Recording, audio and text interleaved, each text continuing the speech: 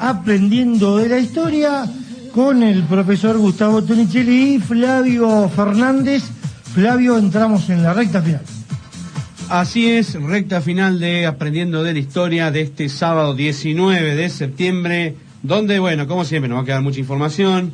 Ya hablamos del Día del Boxeador, también el 15 de septiembre fue el Día de la Libertad de Software, creada ya por 1918, cuando hay algo que todavía no se terminó de debatir. ¿Qué va a pasar con el tema de Internet? ¿Qué va a pasar con el tema de el software que se está pidiendo que sea libre, gratuito, ¿no? ¿Qué tema ahora, no? Mira, justamente ahora en pandemia. El 13 de septiembre fue el Día del Bibliotecario, Un gran saludo para todos los bibliotecarios y bibliotecarias y bibliotecaries. Los guardianes de la memoria humana. Exactamente. Y un montón de cosas más que no quedaron. Te traía a John William Cook. Pero te lo dejo para el próximo programa.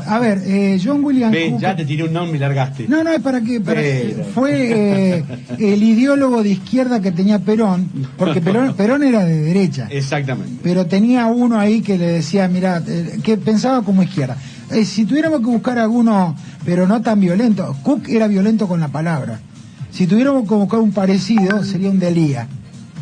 ¿Me entendés? Claro. El Delía de Perón. Y sí, está bien. Pero el tipo no pegaba, o sea, el tipo hablaba. Qué bueno.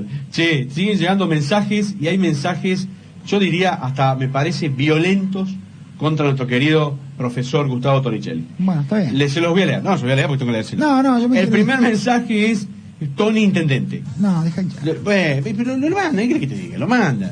Diego Bravo. Saludos a todos, muy buena radio, un gusto escucarlo, y al profe Tony, que le rece a todos los santos para que Boca no se encuentre con River en octavos de final, porque ahí se determina el sueño de la séptima. Gracias, pecho frío. Te digo lo que... Bueno, Jorge Abdala, me debes lo del gran Francisco de Miranda.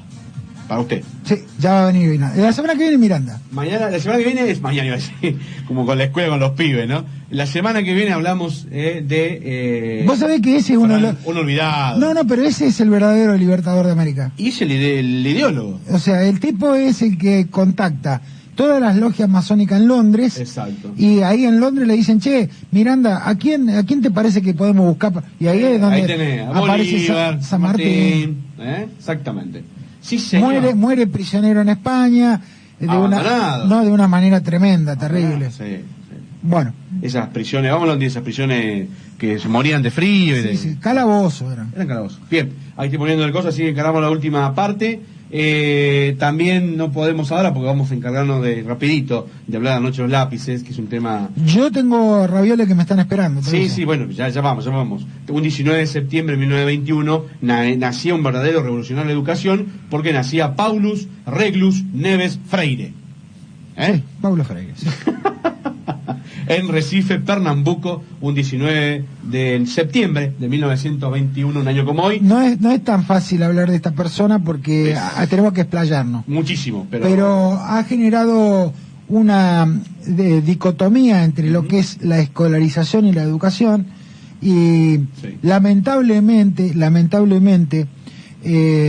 muchos gobiernos o muchas sociedades como la Argentina, por ejemplo, no han entendido el verdadero mensaje, y eso ha generado de que tengamos una anarquía en los contenidos escolares, una anarquía en la modalidad de escuelas. Hoy conviven cerca de 5 o 6 tipos de escuelas diferentes, cuando en realidad el objetivo debería ser uno solo. El gran problema de Paulo Freire es que relegó la participación del Estado en todo eso. Porque él proponía un tipo de escuela liberadora, que el otro, lo que no pudo nunca destruir o demoler esa escuela decimonónica del siglo XIX que planteaba la educación como una herramienta del Estado. Nunca lo pudo demoler. Entonces, todavía nos seguimos manejando con eso. Muchos profesores, yo diría que el 99%, defiende la idea de Paulo Freire. Sí, porque la educación es esto y el otro. Pero después terminan haciendo lo que decía la escuela de Ramos Mejía o Roca. Claro. O sea, seguimos haciendo lo que decía la escuela del siglo XIX. Exacto. Vos, mucha educación liberadora, mucha emancipación, mucha escuela para ser libre, pero vos terminás dando el contenido que te pide. Todavía no hay una construcción de contenidos que sean liberadores. Todavía no hay una forma de escuela que sea lo suficientemente importante como para que la persona que la lleva adelante pueda tener una herramienta para el futuro. El único que tuvo una visión, porque hoy íbamos a tocar Piaget y toda esta gente, el único que tuvo una visión que no era pedagogo ni nada por el estilo, el que tuvo una visión más o menos práctica de la educación fue Perón. O sea, cuando Perón pone en marcha las escuelas técnicas, pone esto acá, que le dio un sentido al tema de la educación que le servía a mucha gente para poder incorporarse al mundo del trabajo. Bueno, hoy no es tan así, porque hoy el que estudia en la escuela secundaria difícilmente pueda encajar en el mundo del trabajo, porque para eso le hace falta otro tipo de capacitación que la terciaria. Entonces, cuando hablamos de Freire, tendríamos que ayornarlo a los tiempos o al modo de producción que tenemos. Claro. Freire no puede encajar jamás con el modelo capitalista. Freire no encaja. Entonces, si nosotros elegimos un país capitalista, Freire pasa a ser como en Estados Unidos, como en Francia, como en los países capitalistas, pasa a ser una figura subalterna. ¿Me entendés? Sí, señor. Así es. Bien. Bueno, nos quedó también el 18 de septiembre de 1851 comenzaba a circular el periódico New York Times. Sí. Uno de la famosa Grey Lady, la dama gris, donde tiene como leyenda, lo voy a decir en español, todas las noticias aptas para ser publicadas, es el diario de excelencia en el país del norte y todo lo que es la lengua inglesa, y ha ganado el premio Pulitzer desde el año 1851 hasta el 2018, 125 veces. Ese es un verdadero hecho histórico. A ver, si vos te querés remontar a los egipcios para saber qué hacían los egipcios, qué comían, qué hacían, cómo vivían, tenés las piedras, los jeroglíficos y todas estas cosas. Nosotros hace ya casi 130 años que tenemos al New York Times, que fue marcando, esa y la revista Forbes. No, la otra que no me acuerdo ahora. La revista Times. La revista Times. Son las que marcan las épocas históricas y los sucesos más importantes. Te puede gustar o no, pero cuando la revista Time te pone en la tapa a Donald Trump, es porque en ese momento Donald Trump está haciendo algo. Si vendría una persona del futuro y quiere investigar y ve estas revistas, se va a dar cuenta fácilmente cómo circuló nuestra historia. Claro. Lo mismo pasa con la revista New York Times. Ellos tienen el diario. Ellos, como vos bien decía, tienen esa premisa que la respetaron a rajatabla. Todas las noticias se publican. Todo.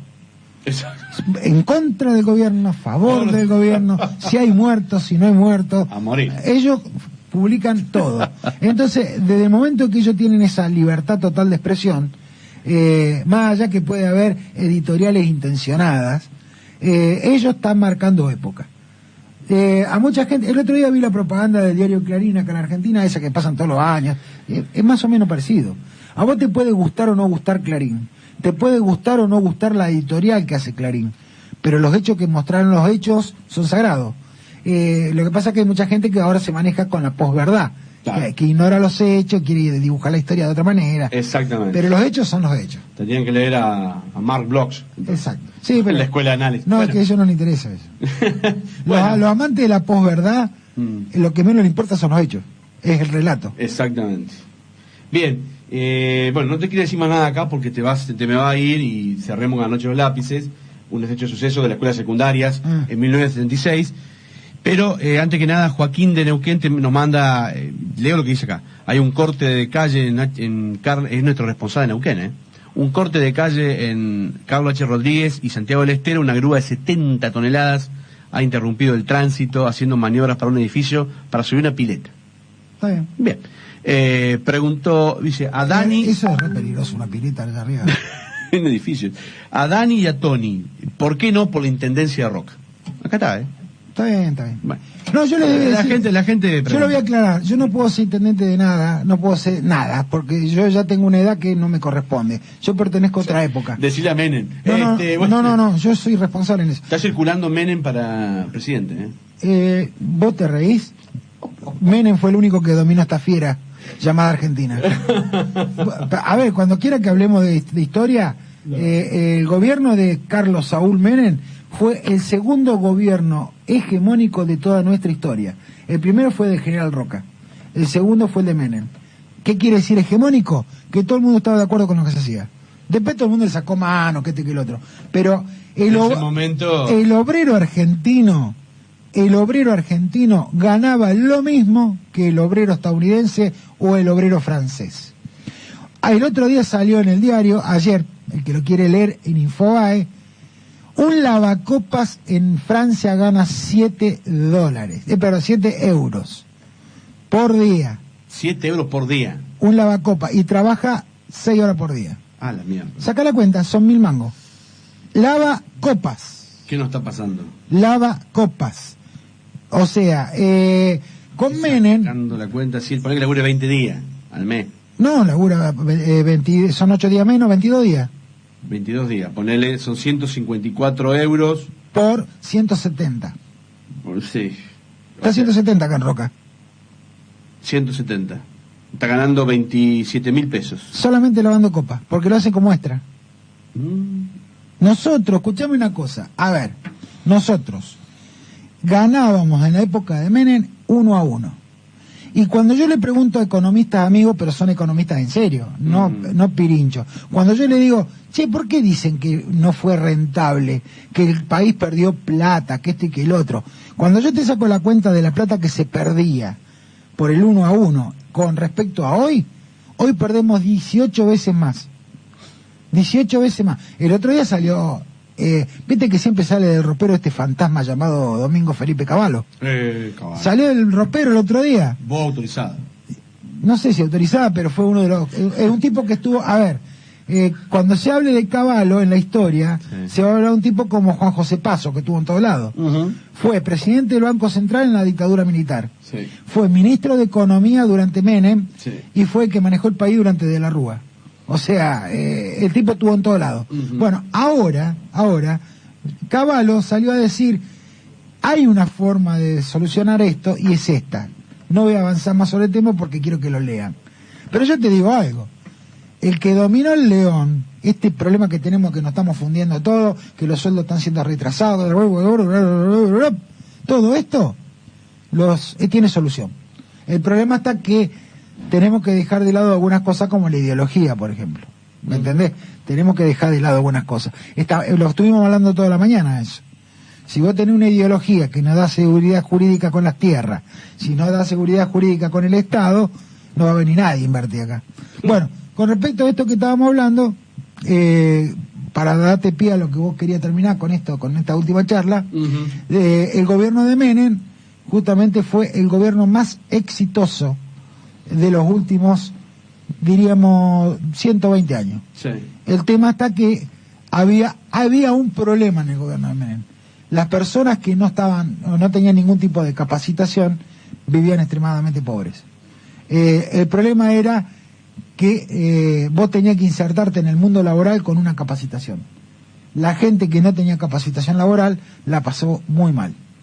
Bueno, Flavio, vamos. Vamos a la parte final. 16 de septiembre de 1976, en La Plata, capital de la provincia de Buenos Aires, se producía uno de los hechos más aberrantes, podríamos decir, de la última dictadura, porque era secuestrado un grupo de estudiantes secundarios del Colegio Nacional de La Plata, que estos estudiantes, un año antes, en 1975, Esto empezó con la época de Isabel Perón. Claro, habían estado, digamos, siendo parte de la Unión de Estudiantes Secundarios, reclamando el boleto a precio diferencial para los estudiantes de escuelas públicas. Se había logrado, bueno, en marzo del año 76, cuando asume la dictadura, le echa todo para atrás, y comienzan a realizar movilizaciones. Pobres chicos.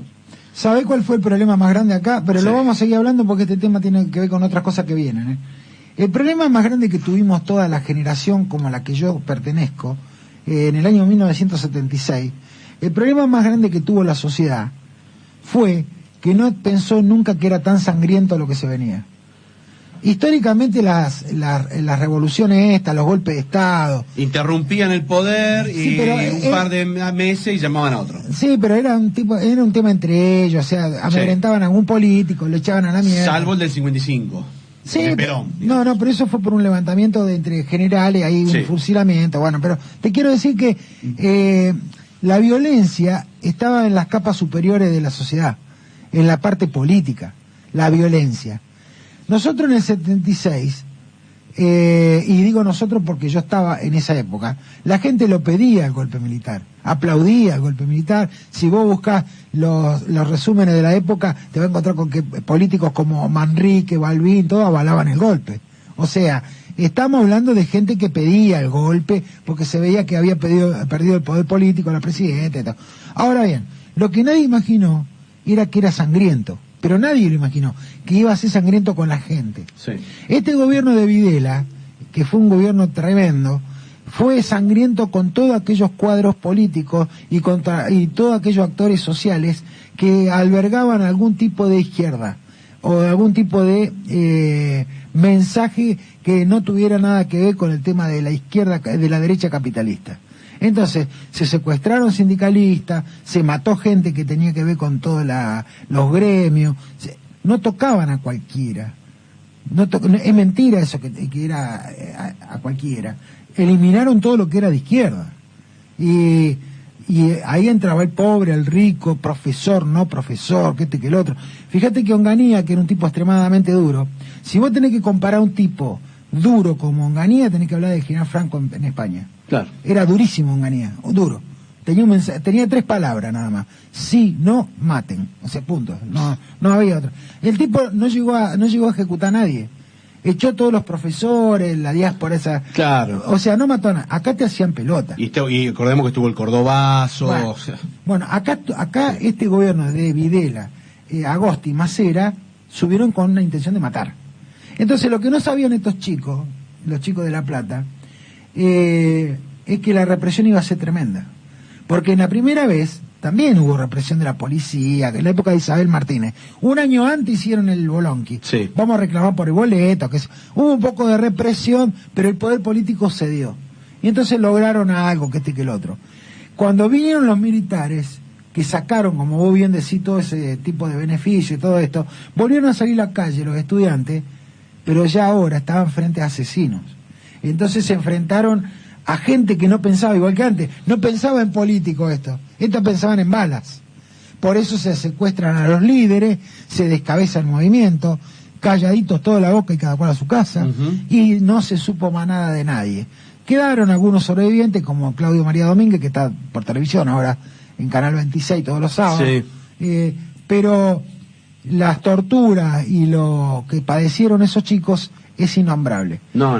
Bueno, le pasó a mucha gente.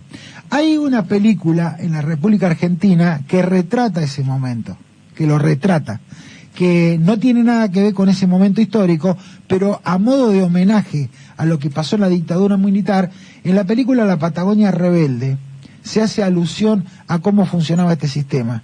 Entonces, cuando viene uno de los gremialistas de Santa Cruz, que es Osvaldo Terranova, un actor, que dice, bueno, quiero parlamentar con el señor militar, con el jefe militar. Sí. El militar lo mira y le hace una señal con los 3 dedos.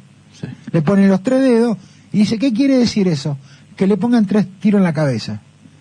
Así funcionaban los militares estos. O sea, el tipo estaba acostumbrado, el gremialista, que venía a parlamentar, llegaba a una solución y cada cual a su casa. Ahora se enfrentó a asesinos. Bueno, ese episodio de la película hace mención justamente a este tema para fíjate cómo funcionaba la irracionalidad del momento. Exactamente.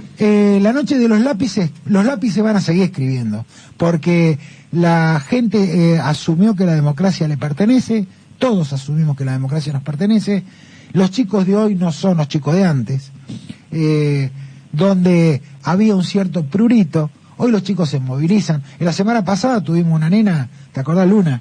Que, si Luna hubiese estado en la época de los militares, estaría flotando en el río hoy. O sea, sí. Tenemos gente que hoy da su vida, da su parecer y tiene la oportunidad de salir adelante. Por eso hay que cuidar mucho la democracia. Yo te puedo dar fe que la democracia hay que cuidarla porque yo conozco lo que se puede hacer cuando no hay democracia. Entonces cuando sale un pelotudo como Duhalde a decir que va a haber un golpe de Estado, claro, tenés que pegarle un patadón en la cabeza porque no sabés lo que nos costó a nosotros. No tenés idea. Podemos tener un gobierno que tiene falencias de todo tipo. Macri, Alberto Fernández, pueden ser un desastre. Pero la democracia no tiene que caer. Porque la democracia es lo que nos permite disentir. Yo te vuelvo a repetir, soy de una época donde había que andar derechito porque no se permitía disenso. no se lo permitían. Uh-huh. Y estos chicos, lamentablemente, confiaron en una Argentina que estaba desapareciendo, que era la Argentina donde, si bien los métodos eran violentos, todavía se hablaba. Fueron enfrente a un gobierno militar que lo único que pensaba era: el tipo que molesta se extermina. ¡Pum! Así es. Bueno, reconocemos entonces Gustavo Calotti, Pablo Díaz, Patricia Miranda, Emilce Moller sobrevivieron, ¿sí?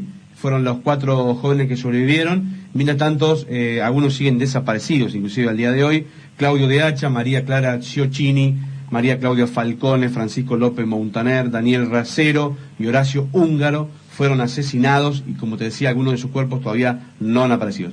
Lo impactante de esto, que el hecho se dio a conocer recién en el año 1985, durante el juicio de las juntas, sí, y bajo el testimonio de Pablo Díaz, que fue el primero que dio el testimonio y esclareció el hecho para poder condenar a todos los culpables y escribir el grafiti que está en la ciudad de La Plata. Como usted bien lo decía, los lápices siguen escribiendo.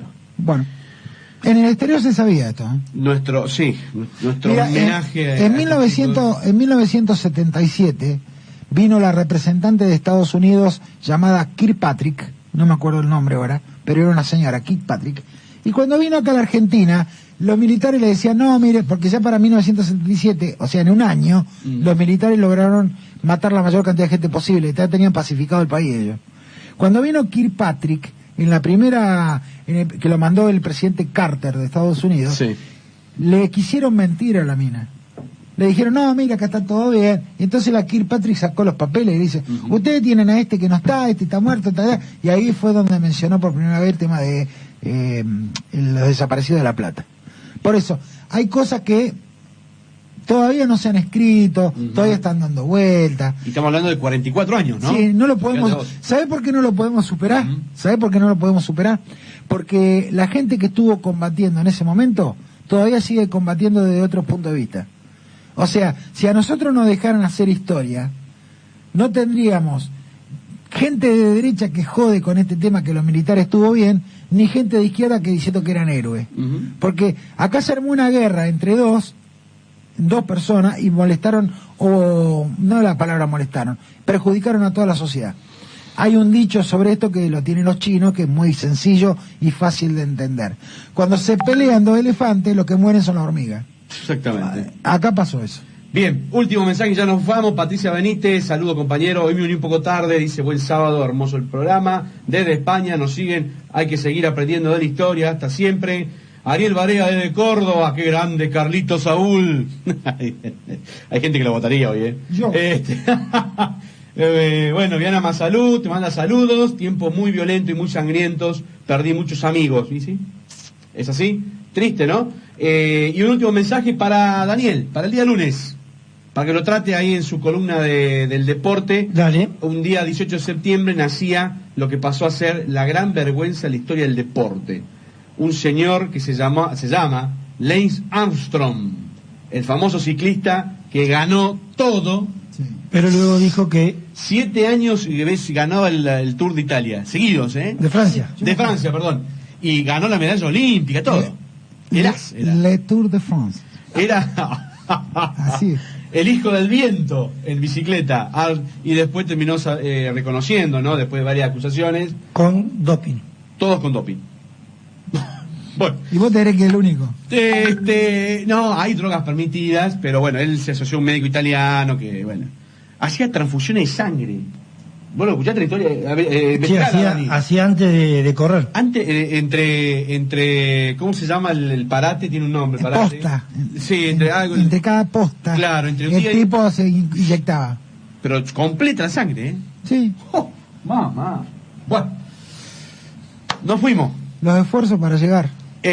Bueno, que tengan una linda semana. Maradona también hacía lo mismo, ¿eh? Por eso lo sacaron de la cancha. No, porque eran Diego, no. Ese, el del 94 hablando, ese fue una entrega que hizo... Sí, pero le encontraron En las el año sustancias. Pará, no digas lo indefendible. Está perfecto. ¿El tipo lo encontraron o no la falopa? Sí. Listo. Entonces, Él tenía, digamos, después decime que es el mejor del mundo. Sí, no. Pero el tipo estaba ilegal. En el año 94, la Argentina era el campeón del mundo.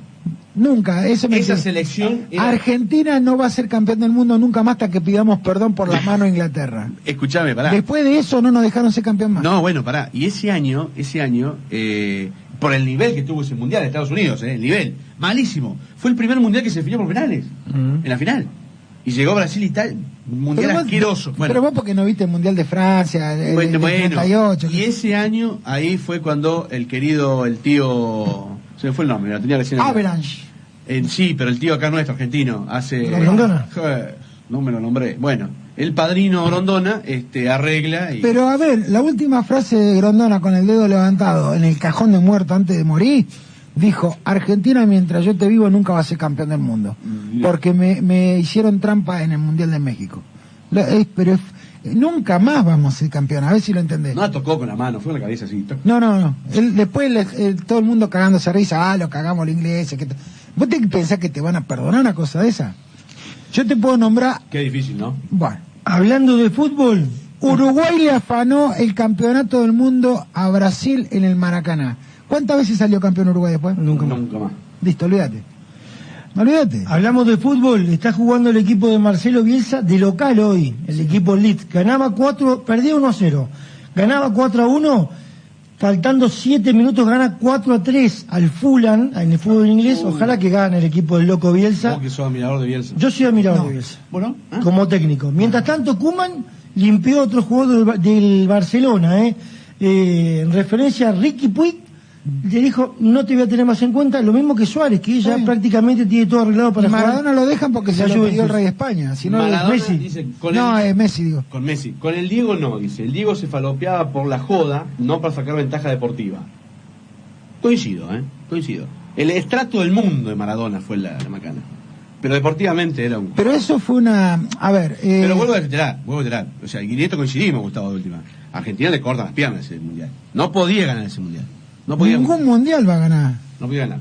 Y el año pasado, el último mundial, Después... no el Rusia, el de Brasil, Sí. que era nuestro. Ah, el de Rusia ni entendíamos, ni había... No, pero el mundial de Brasil era nuestro. Sí. Ya tenía el nombre, la copa, o sea, si no nos hacía el gol en el último minuto Alemania, algo iba a pasar. Y aparte el penal que no lo cobraron. Por eso. Claro. Claro. ¿Sabés cuántos codesal hay dando vuelta como vos? Así que vos sos codesal. Vos sos codesal de Roca. No, Che, vámonos de que está bien. Alguna vez cobré algún penal, pero... Sí. Vos sabés que yo era más la Molina. Es más fácil que Yo vos... si no había sangre o un hueso afuera, no cobraba. Es más fácil que vos cobré el IFE antes que cobré un penal. Yo pensé que la Molina por lo del Pancho, si no había un Pancho, una gaseosa. No. Yo lo vi 2 veces a este tipo. Escuchame, en el único Te estadio... dirigía, viste, te dirigía de 4 cuadras, o sea, nunca en la jugada. En el único estadio que nos atendieron, pero realmente bien, en el día de conferencia, voy a hablar. Sí. Porque después en el federal, viste, sí, te atienden. Te atienden En bien. el federal te pagan el hotel, te dan comida, porque es parte, vos viajás para dirigir, ¿no? Pero hablemos de la liga local. Che, me quiero ir yo. 25 de mayo La Pampa.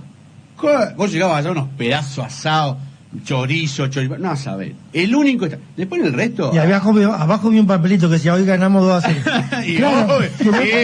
estamos lejos. Cada mirá. vez que iba ahí ganaba el equipo de Estábamos en La Pampa dirigiendo. ¿Qué te va a hacer el guacho, el Dios loco? mío. Nah. Nos vamos. Dale, nos vamos. Gracias, Daniel Estares. Gracias por Y acompañarnos. estos iban con el bar también, porque No, se llevaban 3, 4 qué cervezas en un cajón. En el auto. Qué feo, no lo tire así. Che, bueno, un beso para todos, que tengan una linda semana. Se viene la semana de la primavera. Le quiero mandar un beso y un saludo a toda la gente de Alto Valle que ha dejado la cancha. Yo conozco, la cancha se llama El Rallador. ¿A dónde? La cancha de Unión. En Alto Valle. Pero hoy tiene uno de los mejores céspedes de la. En la ciudad de liga. Allen Sí. hay 2 equipos. Sí. De la vía para allá, el equipo Populi de Alto Valle, el Tanga. Los Fieritas como... Del gueto norte para allá. Del Gueto Norte. Y de la vía para el otro lado, Unión. La cancha del Jardín del Valle, ¿viste? ¿Está bien ahí? Bueno, ahora Alto Valle era arena, pues se llama El Rallador. Yo dirigía ahí, te digo, cuando llovía, íbamos en remo saliendo de la cancha, una laguna. Bueno, no importa, escuchá, le ha puesto un césped y justamente murió este año Dante. Claro, Dante Bola. Bola, el hombre que... Y está muy complicado de salud, un histórico, aunque si nos miramos una foto, el negro Iris. El negro Iris. Está muy complicado de técnico salud. inferiores por años. Muy complicado de salud por el Nosotros COVID. estamos haciendo lo mismo con el césped de la bombonerita. Bien. Estamos haciendo lo mismo. Bien, pero no, en serio, hay que reconocer yo a la gente de Allen, si está escuchando, o alguien de Alto Valle, un espectáculo. Lo que es el laburo que han hecho, ver ese, yo no lo puedo creer. Me encantaría ir y pisarlo. Creo que parece un picnic, ¿ganan algo esta gente? No, ha sido un equipo que ha peleado el campeonato, ha sido campeón de la liga, pero te estoy diciendo, estamos hablando del sector pobre, no de la ciudad. Y No hay sectores pobres. Hay sectores pobres. Hay sectores postergados. Bueno, sí, mira lo que pasó aquí en Roca, donde Norte. la mejor cancha hoy es Argentino del Norte porque tiene césped natural. Y ¿Vos sabés la guita que tenemos en Argentino del Norte? Escúchame.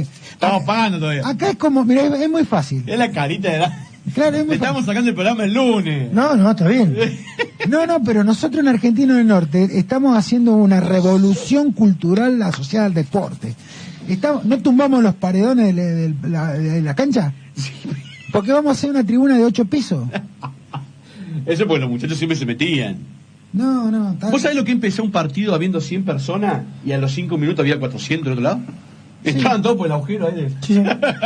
Pero es que era parte de la Ahí sí había que empatar o... En la cancha de Argentino Norte ese agujero estaba porque era el agujero de inclusión social. Era para los que no podían pagar. Exactamente. Qué genio. Bueno, disculpa. Ya tenés información para el lunes, mirá, para trabajar. Aguante el carcelero. Bien.